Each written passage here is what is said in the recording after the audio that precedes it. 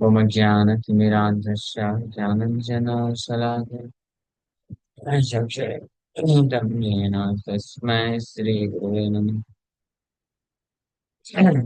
जय श्री कृष्ण चैतन्य प्रभु नित्यानंद श्री अद्वैत गदाधर शिवासादि गौर भक्तवृंद। हरे कृष्ण कृष्ण कृष्ण हरे हरे, हरे राम राम राम। हरे कृष्ण।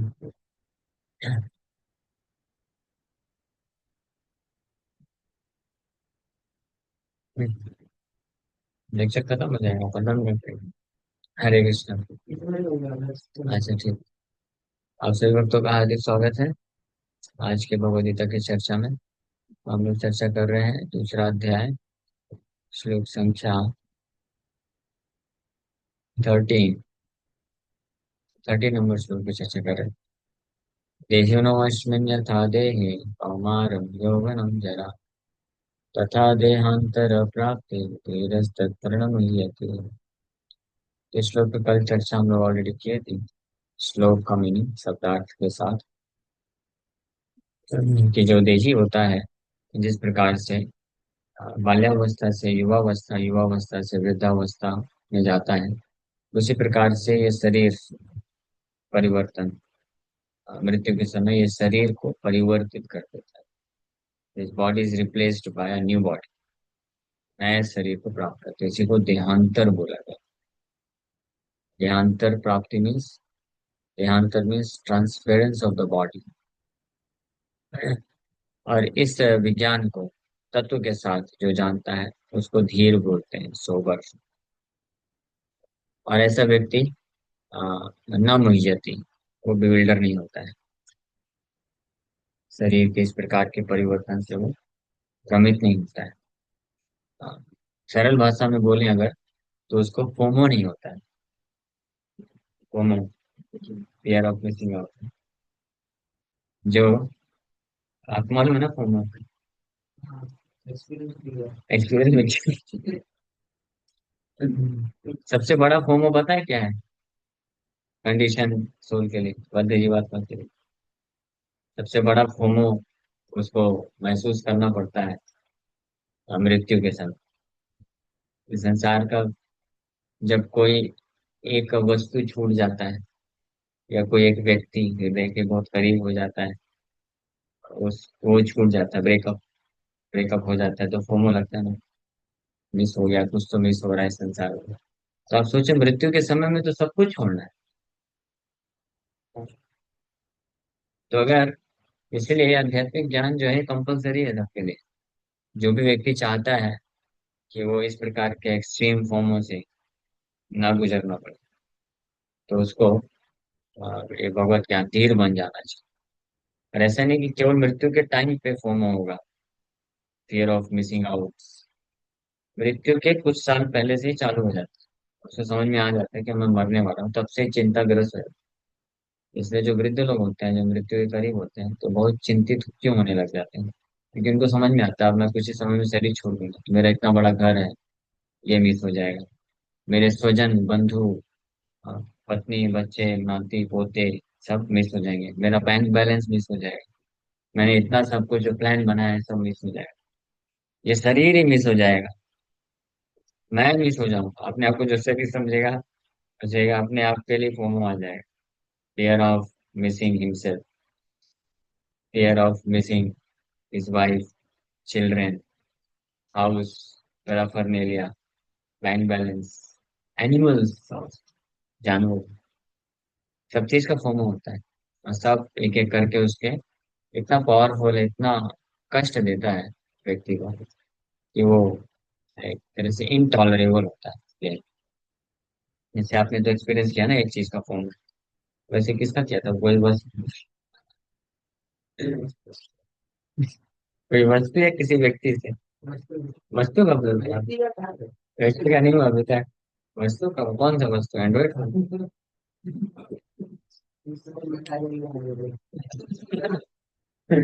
अब सोचो, आपने एक्सपीरियंस किया था कि एक वस्तु के मिस होने पे कितना आपको कष्ट हुआ।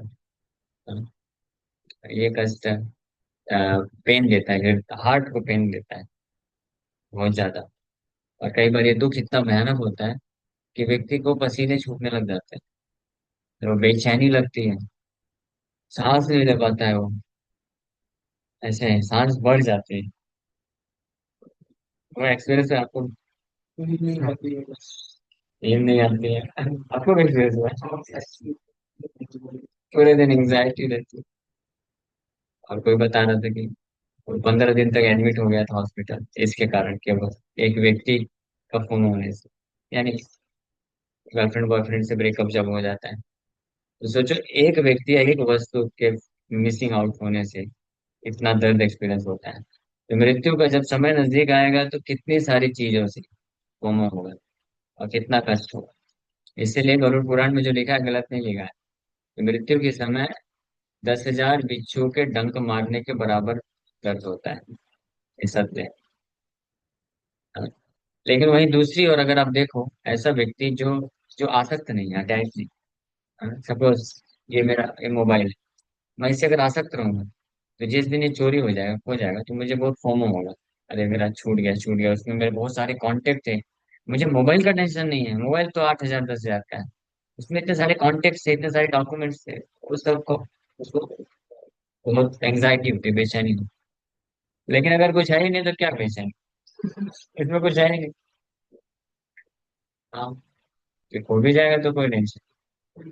हाँ, खो नहीं होगा तो जुबान में ज्यादा अटैच, जो अटैच नहीं डिटैच। तो इसलिए मृत्यु के समय में भी उसको ये कष्ट नहीं होता फोमो वाला। और ये तो हो गया जो इस बात को जानता है, ये श्लोक में जो भगवान बोल रहे हैं, कि जो इस विज्ञान को जानता है कि मैं शरीर नहीं हूँ, तो शरीर से संबंधित और जो भी चीजें हैं वस्तुएं वो मेरा नहीं है।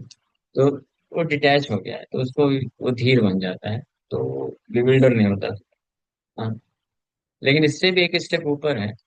ये तो सेल्फ रियलाइजेशन की बात कर रहे हैं भगवान, आत्म साक्षात्कार, जान गया कि मैं शरीर नहीं हूँ तो आसक्ति खत्म। लेकिन इससे भी एक स्टेप ऊपर है, ये जान जाना कि मैं कृष्ण का हूँ, कृष्ण का दास हूँ। तो अगर कृष्ण के प्रति अटैचमेंट हो गया तो एक तरफ तो वो मृत्यु के समय बिविल्डर नहीं होता है, कष्ट नहीं होता है, उल्टा उसको मृत्यु के समय में अद्भुत आनंद की महसूस की अनुभूति होती है। मृत्यु उसके लिए सबसे अच्छा आ, उसको क्या बोलते हैं, एक द्वार, हाँ, हरिद्वार, हरिद्वार को पहुंच जाता है। भक्त जो है मृत्यु के समय कहीं पे भी सही छोड़े, उसको ऐसा लगता है मैं हरि के द्वार के सामने खड़ा हूँ। भगवान हरि साम इसको most wonderful event of his life. जैसे जो भौतिकवादी व्यक्ति होता है, मटेरियलिस्टिक व्यक्ति होता है, जो मतलब जो कोई भी कोई एनी यंग बॉय होता है, तो उसका विवाह के दिन जो जैसा उसको लगता है, विवाह के दिन बस, हाँ, उसके बाद तो क्या लगता है वो वही नहीं। विवाह के दिन मालूम है क्या एक्सपीरियंस होता है? राजा, एक दिन का राजा। तो जैसा उसको लगता है, जो खुशी होती है, वो इवेंट। तो कृष्ण भक्त के लिए मृत्यु के समय वैसा लगता है, हमेशा के लिए राजा, एक दिन का राजा, हमेशा के लिए उसको। प्रभुपाद जी एग्जाम्पल देते हैं, एक बिल्ली के द्वारा चूहे को पकड़ना और अपने बच्चे को पकड़ना, तो वही मुंह है बिल्ली का। लेकिन चूहे के लिए वही मुंह क्या है? सबसे बिल्डरिंग सिचुएशन, सबसे फियरफुल, सबसे ज्यादा भयभीत, भय उत्पन्न करने वाला जगह। और बिल्ली के बच्चे के लिए वो safest position, I am safe, बहुत आज वक्त के लिए मृत्यु वैसा होती है। और जब मृत्यु ही नहीं, वक्त जैसे जैसे मृत्यु के करीब पहुंचता है वैसे वैसे वो और आ, हाँ, आनंदित होता जाता है और रिफल्जेंट होता जाता है। और आ, उसका जो है उत्साह कृष्ण के लिए बढ़ता जाता है। लेकिन किसकी बात कर रहे हैं? भक्ति की, भक्त मतलब जो जेन्युइन तरीके से ये स्ट्रिक्टली पालन करता है नियम, चारों नियम की पालन करता है, नाम जप करता है अच्छे से, कृष्ण की सेवा में उसके लिए वो आनंद बढ़ता जाता है। और जो भौतिकवादी व्यक्ति होता है, जैसे जैसे मृत्यु के करीब पहुंचता है तो और उसका चिंताग्रस्त होता जाता है, आनंद कम होता जाता है। ये तो दो हो गए। अब एक तीसरा कैटेगरी में, जो भक्ति मार्ग में भक्ति जानता है, जीवन का अंतिम लक्ष्य जानता है, लेकिन प्रॉपर तरीके से भक्ति नहीं करता है, तो उसका और हालत खराब होता जाता है। बहुत ज्यादा, जैसे प्रभुपाद जी बोले कि जो पूरी तरीके से माया में है, जिसको कुछ पता ही नहीं है कि जीवन का लक्ष्य क्या है, सेल्फ ग्रेटिफिकेशन में, तो वो तो इग्नोरेंस में, अज्ञानता में है। तो जब सेंस ग्रेटिफिकेशन करता है तो बहुत आनंदित रहता है, और उसके पश्चात फिर बहुत दुखी रहता है। तो उसके जीवन में सुख दुख आता रहता है। और जो पूरी तरह से भक्ति में स्थित है, तो जैसे जैसे वो आगे बढ़ता है तो और आनंद को प्राप्त करता जाता है। लेकिन जो भक्ति मार्ग में है, मतलब भक्ति जानता है, ज्ञान है, साधु संग कर चुका है, लेकिन भक्ति को सीरियसली नहीं ले पाता है, माया में जाता रहता है बीच बीच में, तो उसकी स्थिति बड़ी खराब हो जाती है। वो और ज्यादा दुख महसूस करता है। इसलिए हमको अभी ये डिसीजन नहीं लेना चाहिए कि भक्ति को अभी वापस से माया को स्वीकार कर। आज सुबह की क्लास में थे क्या भाव? आप थे? वो मतलब अभी ऐसा फील होता है मुझे, मतलब हाँ। जिसकी वजह से वहाँ पे वहाँ जाते हैं तो बहुत ऐसा लग रहा था कि कुछ वहाँ पे एकदम ऐसा लग रहा है कि दिमाग हाँ, में प्रेशर बढ़ गया। इसलिए आप रेगुलर एसोसिएशन, आप तो पास में रहते थे, रेगुलर मंदिर आइए और अटेंड करिए। रिस्पॉन्सिबिलिटीज लेते थे रोज होते जो भी, तो सब करना ही है जीवन में, लगते ही नहीं नहीं, रिस्पॉन्सिबिलिटी कोई नहीं करनी। हाँ टेंशन। दिन में आप रिस्पॉन्सिबिलिटी करिए। मॉर्निंग, अगर आप मॉर्निंग का जो समय है, 3-4 घंटे को आप दे दीजिए। आपका 16 माला, मंगला आरती और क्लास 8 पाउडर क्लास, ये अटेंड करिए डेली। फिर दिन में आपका जो रिस्पॉन्सिबिलिटी है वो करिए, और शाम को फिर से आकर के फिर आप कुछ पढ़िए या क्लासेस अटेंड करिए, ऐसे उसे। परेशानी नहीं हो। हाँ, ये बहुत पावरफुल है, तो इसलिए एक वृद्धि और केयरफुल रहना पड़ेगा। आज सुबह का भागवतम क्लास आप सुन लें, उसमें हम लोग यही चर्चा की कि जो भक्ति में एक बार आ जाते हैं ना, तो अगर वो फिर क्या है, पूरी तरीके से एंजॉय नहीं कर पाएंगे। जैसे भक्ति में आने के पहले एंजॉय किए होंगे, या जैसे जो भक्ति में नहीं है लोग पूरी तरीके से एंजॉय करते हैं, भक्ति में आने के बाद नहीं कर पाएंगे। भक्ति में आने के बाद क्या होता है, क्योंकि नॉलेज होता है, तो एंजॉय करने जाएगा भी, पाप करने के लिए जाएगा भी, तो थोड़ा थोड़ा एक एक ढक्कन नहीं पी पाएगा। एक पकौड़, मैं एग्जाम्पल दिया था, बता देता हूँ, अगर आप सुनेंगे तो और डिटेल में उसको समझ पाएंगे। जैसे जो अज्ञानता में होता है कि ये तला हुआ चीज खाने से मेरे को नुकसान करेगा कि नहीं करेगा, जिसको पता ही नहीं कि नुकसान करेगा, तो वो तो बिंदास खा सकता है। हाँ, भले ही बिंदास खाने के बाद फिर जाके नुकसान कर ले तो दवाई ववाई करा के। लेकिन जो एडमिट है, जो डॉक्टर से ट्रीटमेंट ले रहा है, जिसको पता है कि अगर पकौड़ा खाया तेल का तो और बीमारी बढ़ जाएगी, हालत खराब हो जाएगी, तो बेचारा वो पूरा पकौड़े का प्लेट आ भी जाएगा तो खा नहीं सकता। हाँ, समझ रहे? तो इसलिए ऐसे व्यक्ति को क्या करना चाहिए कि पकौड़ा खाने की इच्छा को त्याग देना ही उसके लिए उचित है, अच्छा है। अगर वो क्या करेगा, बस एक छोटा सा खिला दो, एक छोटा सा पकौड़ा खाने का इच्छा रखेगा, तो वो बहुत ही पेनफुल सिचुएशन है, क्योंकि एक छोटा सा पकौड़ा खाएगा तो इच्छा और बढ़ेगी, गले तक भी नहीं पहुंचेगा और हालत खराब हो जाएगा। तो वैसे ही भक्त लोग जो भक्ति मार्ग में आ गए हैं, साधु संग किए हैं, एक बार उनको पता चल गया है जीवन को उद्देश्य कृष्ण को प्राप्त करना है, चाहने पालन करना चाहिए, तो उनको पूरी तरह से डिटरमाइंड हो जाना चाहिए कि अब हम कोई पाप का कार्य नहीं करेंगे। अगर वो सोचेगा कि मैं थोड़ा सा करके आ जाता हूँ, तो वो ना तो पाप कर्म करने में सुख मिल पाएगा उसको, और इधर भी वो समझ पाया ना। तो मैं एक एग्जांपल दे रहा था, एक भक्त है जो भक्ति में आने के पहले, जिनको शराब पीने का आदत, भक्ति में आए, जाने सब कुछ, तो कभी फ्रस्ट्रेट होकर के सोचे जा रहा हूँ, मैं बहुत हो गया भक्ति, बहुत कंट्रोल कर लिया, तो जाके बोतल तो ले लिए, हाथ में बोतल पकड़ के हाथ काम कर रहा है। तो बोतल पकड़ रहा है तो लग रहा है अरे यार, अभी तो मैं बोतल मार रहा हूँ, यमदूत लोग मुझे पिघला हुआ लोहा पिलाएंगे फिर अच्छे से। तो बेचारा बोतल भी नहीं पी पा रहा है, तो क्या करता है, अब इच्छा भी है, तो क्या करते हैं, एक ढक्कन डाल के पी के आ जाता है। तो एक ढक्कन में अभी क्या होने वाला है? वो पहले बोतल की बोतल लगाता तब एक ढक्कन में कुछ होगा उसका? नहीं। तो ऐसे ऐसे भक्त को क्या करना चाहिए? पूरा नहीं पी सकेगा बॉटल अब कभी भी, हो ही नहीं पाएगा उसको, क्योंकि जैसे पिएगा तो फिर हो गया हालत खराब। यमदूत लोग इंतजार, यमदूत सपने में आने लग जाएंगे। इसलिए ऐसे भक्त के लिए सबसे अच्छा चीज यही है कि वो सहन कर ले। थोड़ा सा जो टेम्पटेशन आता है हृदय में, इचिंग सेंसेशन जैसा, तो सहन कर लेना चाहिए। जैसे जो लोग खुजलाते वक्त है, जिसने खुजली करने का एक्सपीरियंस प्राप्त किया है कि खुजलाते हैं तो तुरंत घाव होता है, खून निकल आएगा। तो वो जब खुजलाने जाएगा तो डरेगा कि पूरी तरह से खुजला देंगे तो खून निकल आएगा, फिर हालत खराब हो जाएगी। और हल्का हल्का खुजलाता है। तो बेस्ट यही है कि मत खुजलाओ, सहन कर लो। सहन कर लेंगे तो धीरे धीरे भजन करने से, साधु संग करने से इससे निकल जाएंगे। और अगर सहन नहीं किए, थोड़ा सा के थोड़े के चक्कर में ना तो इंजॉयमेंट मिलने वाला है, और ना हम वहां से मुक्त हो पाएंगे। इसलिए धीर बन जाना चाहिए। धीर मतलब ये समझ लेना चाहिए कि हम शरीर नहीं है, हम मन नहीं है। तो ये शरीर और मन के जितने भी एजिटेशन आते हैं, फीलिंग्स आते हैं, फीलिंग्स फॉर सेंस ग्रेटिफिकेशन, ये जो है मेरे से कोई वास्तविक नाता रिश्ता नहीं है। इसको मुझे त्याग देना चाहिए। तो उस वक्त को बुद्धिमान होगा। सो ये श्लोक में भगवान ऐसे धीर व्यक्ति के लक्षण बता रहे हैं।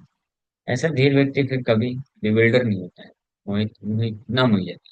यानी आत्म तत्व के ज्ञान को जो अच्छे से समझ ले अगर, एक तो होता है जान लेना, तो ये कि हाँ हम शरीर नहीं आत्मा है, लेकिन इसको कोई गहराई से तत्व के साथ अगर समझ ले, जैसा कि गीता में इतना सारा 20 श्लोकों में भगवान कृष्ण आत्म तत्व की व्याख्या कर रहे हैं। और इसी व्याख्या को भागवत में और गहरे तरीके से समझाया गया। 11वें स्कंद में इसलिए हम लोग जो देव यात्रा में हंस रूप की शिक्षा के ऊपर चर्चा करें, आप ऑनलाइन भक्तों के लिए भी मैं बता देता हूँ कि आप लोग एक ये बहुत ही अच्छा प्रसंग है भागवत का 11वां स्कंद का। चैप्टर कौन सा चैप्टर? 13 चैप्टर। हाँ, 13वां अध्याय है, 13 चैप्टर, 11वां स्कंद, 13 चैप्टर। उसमें भगवान हंसरूप हंसरूप अवतार लेते हैं। तो हंसरूप अवतार की शिक्षाएं हैं। ब्रह्मा जी के 4 पुत्र हैं, चतुष कुमार। उन्होंने अपने पिता ब्रह्मा जी से प्रश्न पूछा कि हाँ, इस संसार में जो जीवात्माएं हैं उनका मन स्वाभाविक रूप से विषय वस्तु की ओर जाता है, और विषय वस्तु भी स्वाभाविक रूप से मन में इच्छा के रूप में हमेशा बनी रहती है। तो ये मन और विषय वस्तु एक तरह से इनसेपरेबल है, इसको सेपरेट अलग करना इम्पॉसिबल है। तो भला वो व्यक्ति जो इस संसार से मुक्ति की इच्छा रखता है, तो वो इससे कैसे मुक्त होगा, कैसे मुक्त हो सकता है? ऐसा प्रश्न पूछे तो इसका उत्तर ब्रह्मा जी भी नहीं दे पाए। ब्रह्मा जी जो है सोच में पड़ गए, और सोच में पड़े, भगवान का चिंतन किए तो इमीडिएटली भगवान जो है हंस अवतार के रूप में प्रकट हो गए, और इसका बहुत ही सुंदर उत्तर देते हैं। तो वो पूरा चैप्टर आप पढ़िए, थोड़ा टेक्निकल है, बहुत गहरा है, तत्व है, सिद्धांत है। लेकिन अगर ध्यान से पढ़ेंगे 2 बार 3 बार 4 बार तात्पर्य के साथ, तो आप बहुत अद्भुत ज्ञान प्राप्त कर सकेंगे। और मन और इंद्रियों को कैसे पूर्ण रूप से कंट्रोल करना है, इसके लिए प्रेरणा मिल जाएगी आप। ओके, यहीं पे विराम करते हैं। Thank you very much. Hare Krishna. किसी वक्त का कोई प्रश्न है क्या? पूछ सकते हैं।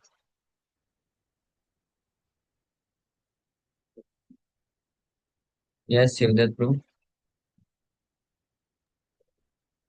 हरे कृष्णा, अगर किसी भक्त का इस कक्षा से संबंधित प्रश्न है तो पूछ लें, क्योंकि मेरा थोड़ा बाहर से प्रश्न है। सूर्यांश होगा प्रश्न। हरे कृष्णा प्रभु जी।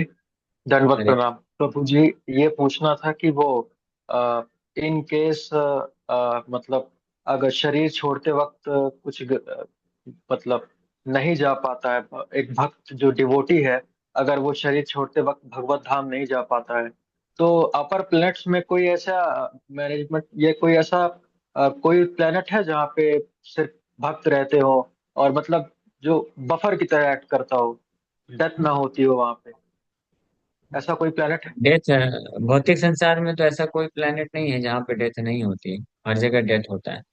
लेकिन भगवत गीता में इसका उत्तर देते हैं 6ठे अध्याय में कि जो सिंसियर अगर कोई डिवोटी है और लेकिन अपनी भक्ति कंप्लीट नहीं कर पाने के कारण भगवान के धाम नहीं जा पाता है, तो उसको भगवान इसी पृथ्वी लोक में वैष्णव परिवार में जन्म देती है, जहाँ पे वो बचपन से भक्ति में लग जाता है और फिर कंप्लीट जी। करके भगवान के धाम जाता है। तो इसके लिए हमको निश्चिंत रहना चाहिए, हमको अपना पूरा देना चाहिए इस जीवन में, कृष्ण का भजन करने में, सेवा करने में, और स्ट्रिक्टली जो है अच्छे से नियम पालन करने में। और फिर मृत्यु के समय अगर ये इनकम्प्लीट रहा तो भगवान की जिम्मेदारी है कि फिर हमको वैसा गति देंगे, मतलब ऐसा जन्म देंगे जहाँ से हम और अच्छे तरीके से जो उचित वैष्णव है, शुद्ध वैष्णव का संग प्राप्त करके हम वापस से भक्ति मार्ग जी। में आगे बढ़ सकें। जी। ठीक है, ओके। Yes Shivdatt bro. प्रभु जी मेरा प्रश्न थोड़ा बाहर से पूछ सकता हूँ?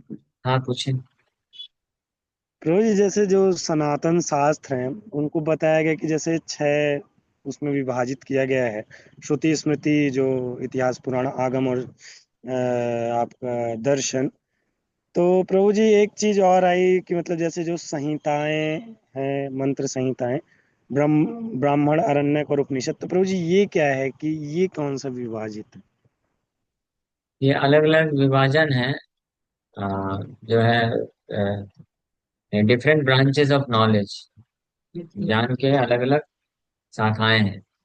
इस भौतिक संसार में भी अलग अलग जीवात्माओं की इच्छाओं के अनुरूप कर्मकांडीय कुछ शास्त्र होते हैं।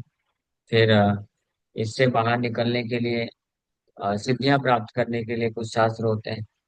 और फिर मुक्ति प्राप्त करने के लिए कुछ शास्त्र होते हैं। और फाइनली फिर जो उच्चतम शास्त्र होते हैं, भक्ति शास्त्र होते हैं। इस प्रकार से अलग जीवात्माओं की इच्छा के अनुसार शास्त्र के डिविजन्स किए गए हैं, ताकि जिसकी जैसी इच्छा है वो उसको स्वीकार कर सके। लेकिन इसका एग्जैक्ट जो आप पूछ रहे हैं कि संहिता, अरण्य, वेद, उपवेद भी होते हैं, वेदांत, ये सब का स्पेसिफिक डिटेल मुझे तो पता नहीं है। कुछ का पता है, जैसे वैदिक शास्त्र हैं उसमें कर्मकांडी यज्ञ इत्यादि दिए हैं। वेदांत जो होता है ultimate end of all knowledge, परम सत्य की व्याख्या करता है वेदांत। परम ब्रह्म, एब्सोल्यूट नॉलेज प्राप्त होता है।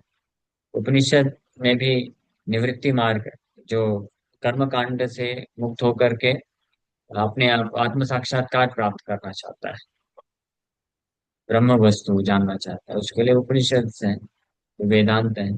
और वेदांत की ही जो व्याख्या है वो श्रीमद् भागवत है, जिसमें पूर्ण रूप से भक्ति तत्व की व्याख्या की गई है और भगवत धाम की व्याख्या की गई है, इस तरह से। ठीक है। ठीक है, थैंक यू प्रभु जी। हरे कृष्ण। हरे कृष्ण। तो और किसी भक्त का प्रश्न? जब 4 कुमारों ने ब्रह्मा जी से पूछा कि हाँ, आत्मज्ञान क्या होता है, तो वो भगवान तत्व के रूप में बाहर आ गए। वो कौन से स्कंद में है प्रभु जी, कौन से कैंटो में? 11वां स्कंद, 11वां स्कंद और 13th चैप्टर, अंशरूप अच्छा। भगवान की शिक्षाएं हैं। ये ठीक। आप पढ़ सकते हो, बहुत अच्छा है वैसे। 11.13 ही है।